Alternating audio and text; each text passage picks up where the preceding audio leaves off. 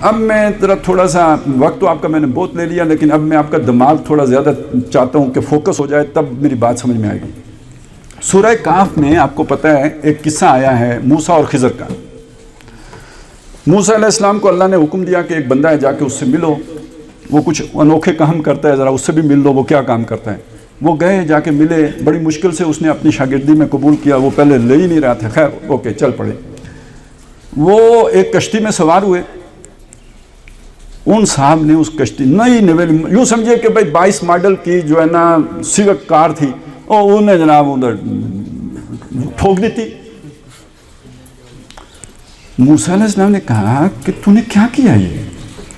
نہیں، انہوں نے ہم سے کرایہ بھی نہیں لیا، ہم پر احسان کیا، بجائے احسان کا بدلہ چکانے تو نے ان کی کشتی توڑ دی۔ انہوں نے کہا میں نے کہا نہیں تھا کہ جب میرے ساتھ بیٹھو گے تو سوال نہیں کرو گے؟ انہوں نے کہا اچھا سوری، میں بھول گیا تھا۔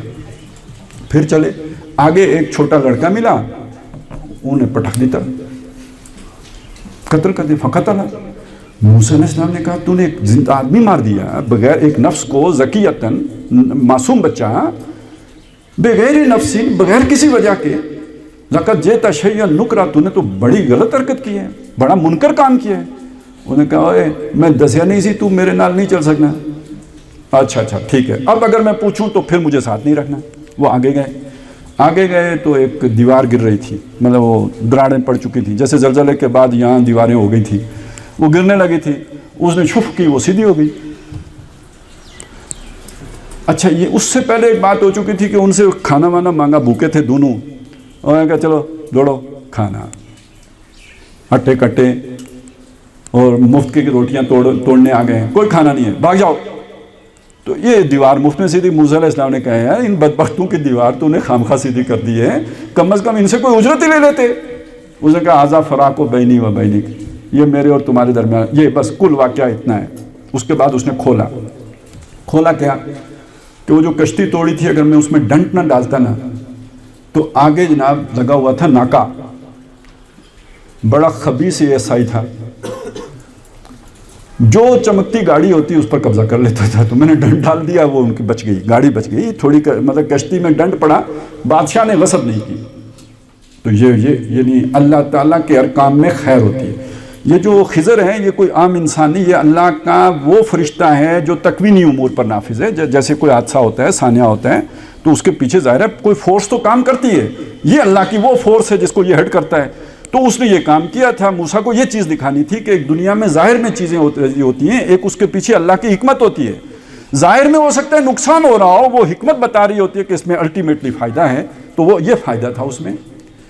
یہ تو سمجھ آ گئی۔ اگلی بات یہ ہے، وہ لڑکا کیوں مارا؟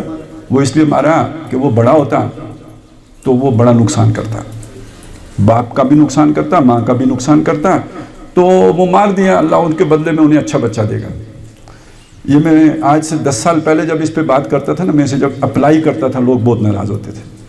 میں نے کہتا تھا یہ طالبان کی حکومت ختم ہوئی ہے نا تو یہ بڑے لڑاکے تھے، یہ مسلمانوں کے معاملے میں بڑے سخت دل تھے، امید رکھنی چاہیے کہ ان کو یہ بدل کے آئیں گے، اور جب بدل کے آئیں گے تو بہتر والے آئیں گے، تو یہ بھی امکان ہے اس کا۔ اچھا جی، اس کے بعد تیسرا، یہ ایک بالکل مختلف واقعہ، پہلے دو ایک کام الٹے تھے نا، بندہ مار دینا، اب یہ کام ہے ایک سیدھا کام، مثبت کام ہے نا، دیوار سیدھی کر دی۔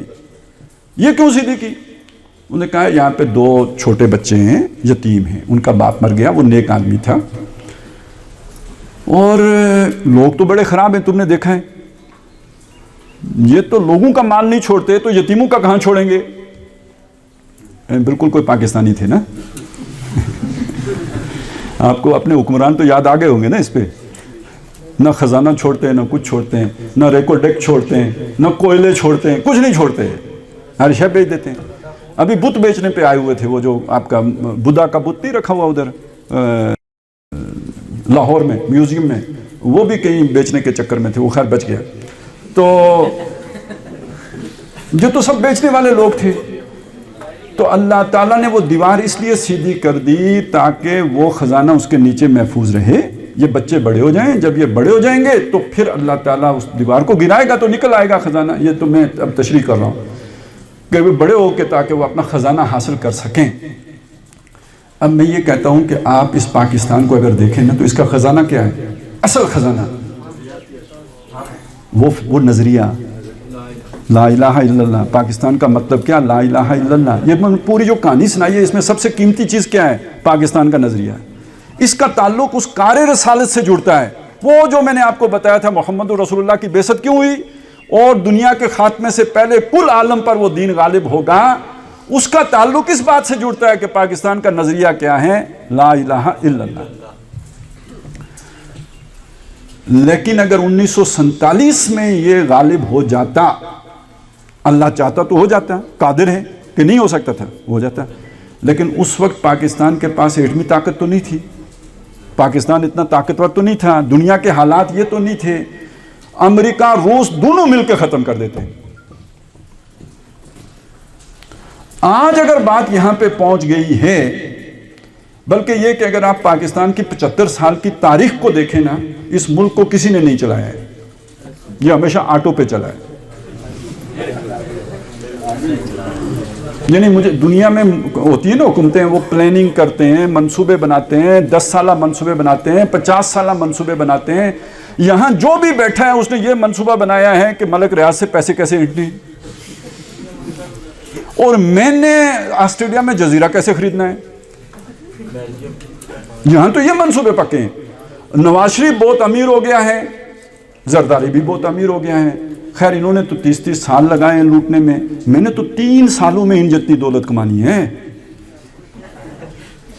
میں نے کہا یار یہ تو پھر بھی چلیں، 2 خاندان تھے لوٹتے رہے، تو وہ بات صحیح ہے کہ لگاتے بھی رہے، ٹھیک ہے نا، لوٹتے رہے لگاتے بھی رہے۔ یہ جو ہر 3 سال کے بعد ایک نیا بھوکھا آ جاتا ہے، وہ جب اتنا بڑا پیٹ بھر کے جاتا ہے تو اصل میں مصیبت خانہ تو وہ ہے، اس کا تو ہم نام بھی نہیں لے سکتے، اس کو نامعلوم خانے میں رکھنا پڑتا ہے۔ تو اب آپ یہ بات سمجھ لیجئے کہ یہاں تک یعنی کسی نے پاکستان کی فکر نہیں کی ہے، ہر ایک نے اپنے خاندان اور اپنے پیٹ کی فکر کی ہے، پھر بھی یہ چلتا رہا ہے۔ میں کہتا ہوں دنیا میں سب سے بڑی آیت اللہ پاکستان ہے، اللہ کی نشانی، کہ یار جس کو ہر بندہ ختم کرنے کے چکر میں ہے، یہ ختم ہو کے نہیں دے رہا۔ اور اب اگر حالات ایسے بن گئے ہیں کہ واقعی اب یہ ٹوٹتا نظر آ رہا ہے، تو اس کا ایک مطلب ہے قوم جوان ہو گئی ہے۔ اب دیوار گرے گی تو خزانہ نکلے گا، یعنی نظریہ پاکستان نکلے گا۔ اور میرا اندازہ ہے پتہ ہے کیسے نکلا، مجھے اب کچھ اس کی علامتیں ظاہر ہوئی ہیں نا۔ یہ جو ہمارے اوپر ایک قبضہ گروپ بٹھایا گیا تھا نا، قبضہ گروپ میں اب کہہ رہا ہوں، وہ سارے سیاستدان بھی جمع کر لیجئے، جاگیردار بھی کر لیجئے، یا بیوروکریٹ وغیرہ بھی کر لیجئے، خاص لیئر باقی اداروں کی بھی کر لیجئے۔ یہ قبضہ گروپ تھا جو بٹھایا تھا انٹرنیشنل قبضہ گروپ نے، شیطانوں نے، وہ اس کے یعنی اس چھتری تلے ہمیں رکھا ہوا تھا۔ جب کسی علاقے کے حالات خراب ہوتے ہیں نا، ان کے بڑے بڑے مفادات ہوتے ہیں، یہ وہاں سے بھاگتے ہیں، یہ دوڑیں لگا، یہ ادھر نہیں ٹھہرتے۔